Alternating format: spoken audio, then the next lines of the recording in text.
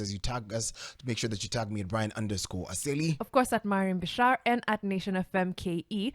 We're here to get you through the day. Make sure that Thursday starts off on a great note. But before that, some information. Go into the day at least knowing some stories that are making headlines in Kenya and around the world. And around the world. Speaking of which, we're right here at home, and you know that Raila Odinga has been serving this nation on different capacities. First of all, as ODM chair and party leader, and as ODM party leader, sorry. And for decades, he's been known for great reforms. He's been known to create different push and movements.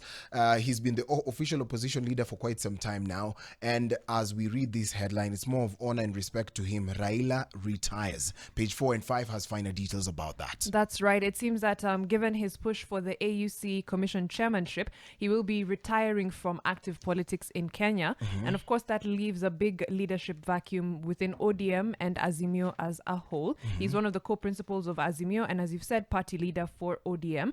And there's a lot of names floating around as to who will succeed him. But as of now, it's unclear exactly which path they will go. Of course, there's three co-principals for Azimio La Umoja Party, including, of course, Wycliffe Oparanya, Hassan Joho. And of course, we have all these names being floated. But there's also a few other names that are being mentioned, including Kisumu Governor and Pioneer ODM Secretary General Anyang' Nyong'o.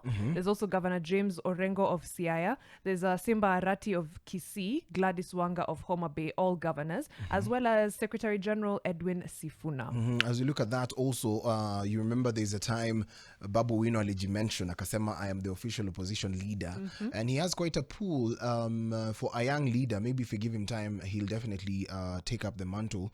There's a big question on our opposition and its function so far. Have they been representing the people? Or as soon as we saw the Gen Z protests, it just became a problem whereby we did not have an official opposition, in that Baba decided, you know what, I'm going to shake hands with the president. But of course, there is a broader political context for Raila.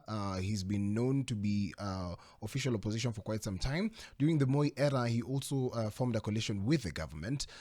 Soon after departed, decided to form it's not a coalition, but they formed one political party with an umbrella party of different parties coming together. Yes. And we saw him help Mwai Kibaki become president. In 2007, however, there was post-election violence, and this brought about a little bit of an exchange that made him prime minister. Soon after, we saw his push for constitutional reforms and coalition building efforts that led to our constitution in 2010. And his potential to move to a continental role is also something that we can call a natural progression, because one, age, two, experience, and of course his statesmanship. So we hope that the influence that he has so far in Kenya can actually lure some more leaders in different African countries to vote for him or to support him actually at the AUC. At the AUC. Yes. I just have a question. Yes. What happens should he retire? Because people are already having succession talks, etc. Yeah. What if he retires and loses the seat? Because as it stands right now, Francophone Africa have their own candidate. And they're making good push. moves. Yeah. Djibouti, the candidate from Djibouti is doing very well numbers wise. So what does happen if we have a situation where Raila Odinga loses the AUC Commission chairmanship and he has already retired from active politics in Kenya? I don't know whether to answer that or leave that as a rhetoric, because one, I think he's just going to come back and say, simuliona nimerudi, then he's going to play opposition once again. Yeah. But of course, people like Martha Karua have been on the forefront of changing matters. And of course, we've seen the Gen Z movement, which is, it's leaderless. But of course, I know that the young voters are definitely going to vote for radical leaders who would like to perform and actually make sure that everyone gets equal treatment. So whether we know it or not, change